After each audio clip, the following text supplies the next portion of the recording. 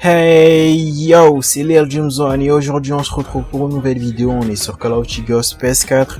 Cette vidéo va être au sujet de la mise à jour qu'il y a eu aujourd'hui 7 août 2014. Elle pèse 2 Go. Elle est globale, c'est-à-dire que toutes les plateformes auront la même mise à jour. Après, je sais pas combien elle pèse sur les autres plateformes. Cette mise à jour va implémenter de nouvelles fonctionnalités, dont le fait de pouvoir réinitialiser ses stats. C'est quelque chose que j'attendais moi depuis Black Ops 2. Aussi de nouveautés sur les mastodontes, des nouveautés de rapidité, nouveautés sur le Loki, aussi l'apparition d'un hitmarker orange, enfin le dernier hitmarker orange, c'est-à-dire que dès qu'on fait l'élimination, on a un hitmarker orange. Aussi une nouvelle musique de fond. Bon, certains aimeront, certains aimeront pas. Moi, je la trouve plutôt douce. C'est pas meilleur, c'est pas pire, mais ça change. Sur ce, je vous retrouve pour les détails après l'introduction. Check this out.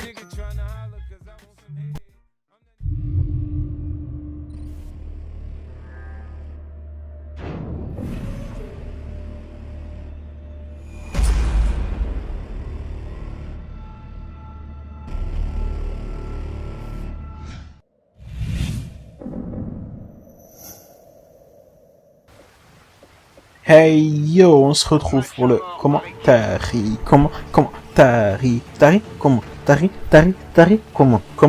Bon stop, je m'arrête là. On est sur Flooded, je joue en assaut, j'ai changé mes killstreaks, je sais pas si j'ai interchangé l'un des nouveaux tours, juste pour tester la nouveauté du vautour. Enfin, avant le vautour, étant donné qu'il durait pas longtemps du tout et qu'il mettait du temps à se déployer, ben il me servait vraiment à rien. C'est utile pour les maps comme ça où le Hind peut rien faire étant donné qu'il y a beaucoup trop d'endroits couverts. Moi je l'utiliserai toujours pas, je préfère largement le Hind, surtout qu'il met vraiment, enfin le vautour met vraiment beaucoup de temps à se déployer. Il est d'aucune utilité si c'est pour mettre du temps à se déployer et surtout pour durer 30 secondes, ben, autant avoir un Hind ou autant attendre pour le pilote d'hélicoptère.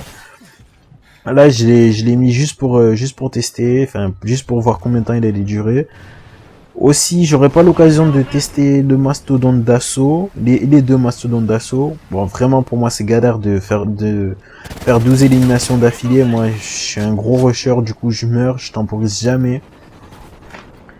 Donc j'ai préféré, je vais tester sur Stone Event le mastodonte de soutien. Il y a une amélioration aussi sur le mastodonte de soutien. Enfin, aussi les mastodontes dont il parle, je pense c'est les mastodontes, les vrais mastos, pas le mastodonte fou. Il y a une amélioration au niveau de l'agilité sur les mastodontes. 5% pour le support, enfin le soutien, et 15% pour l'assaut.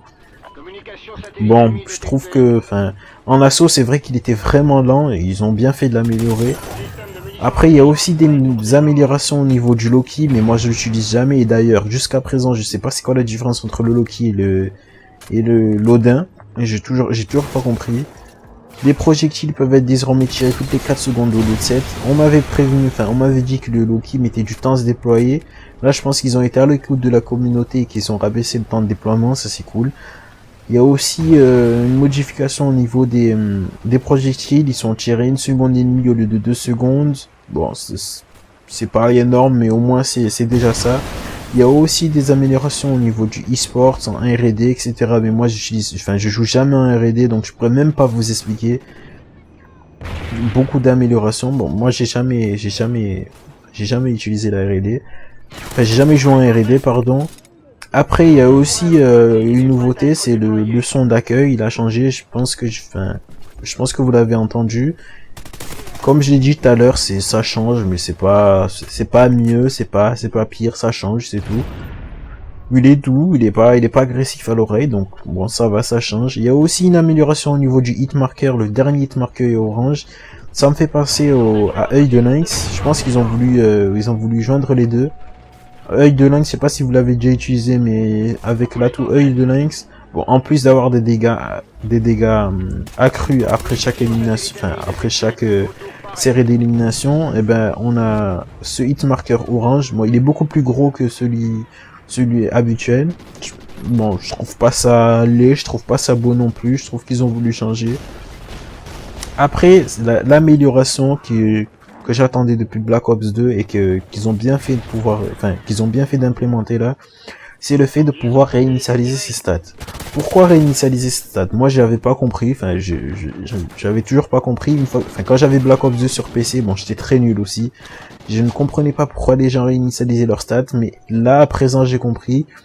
Moi, quand j'ai commencé Ghost, étant donné que je connaissais pas les maps, étant donné que j'avais pas toutes les armes, bon, étant donné que fallait que je m'habitue à la play, j'avais un ratio pas très bon. J'ai mis du temps à passer à 1 de ratio. Bon, du temps. J'ai mis une journée, je pense. Hein. Ma première journée de jeu, j'avais déjà dépassé les 1 de ratio. Là, il se trouve qu'actuellement, je tourne à 2,50, 2,30.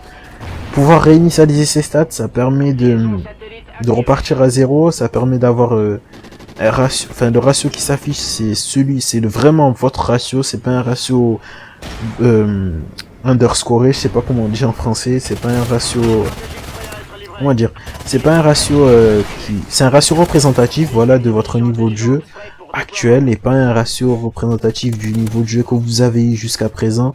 Ça permet aux personnes qui ont eu un mauvais ratio par le passé, qui se sont vraiment améliorées depuis, de pouvoir réinitialiser leur stats et d'avoir un bon ratio. Bon, ratio.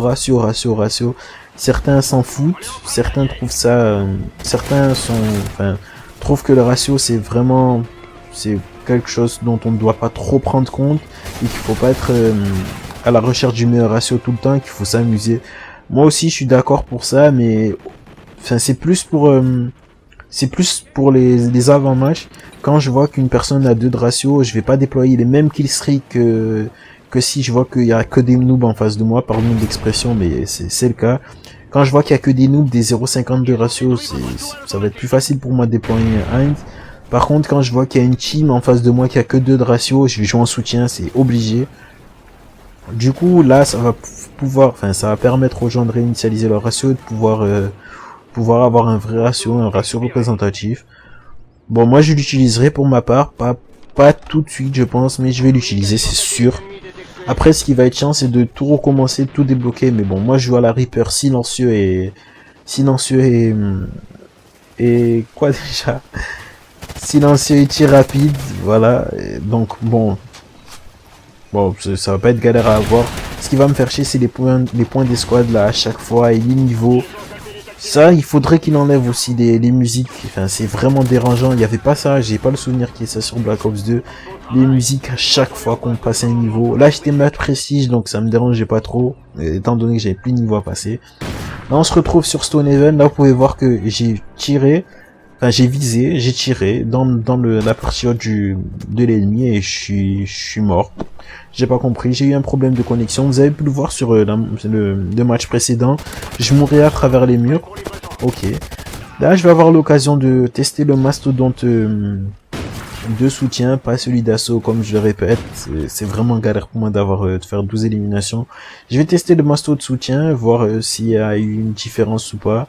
Bon, j'ai pas trop eu l'occasion de l'utiliser, j'utilise vraiment jamais les mastodontes. Même dans les colis, enfin, le peu que j'ai eu, c'était des mastodontes fous. Bon, et surtout qu'il n'y a pas eu d'amélioration sur le mastodonte fou.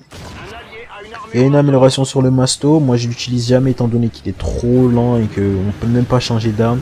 Après, c'est vrai que ça aurait été trop beau pour être vrai de pouvoir changer d'arme. Donc du coup, moi je joue jamais. Là, j'ai testé le masto de soutien. Le problème avec ce masto déjà, c'est qu'il n'y a pas silence de mort. Bon, c'est sûr, hein, il faut pas. C'est sûr qu'un mastodonte de soutien, je pense pas qu'il puisse, que ça soit normal, qu'il soit cheaté. Bon, donc là, je teste le masto de soutien sans silencieux. Je vais me faire tuer très rapidement parce que j'ai pas les déplacements de quelqu'un qui joue sans silencieux. Après, vous allez voir que je vais mourir bêtement. Je vais mourir vraiment bêtement. J'ai pas le réflexe de soutien entre comment dire, l'arme et le bouclier anti-émeute. Sur ce, le gameplay se termine là. Qu'est-ce que vous en pensez, vous, du fait de pouvoir initialiser ces stats, des améliorations qu'il y a eu? Est-ce que vous la trouvez utile ou pas, cette mise à jour? Je vous retrouve pour une prochaine vidéo. N'oubliez pas de liker, de vous abonner à ma chaîne. Sur ce, on se retrouve plus tard, j'espère. Peace!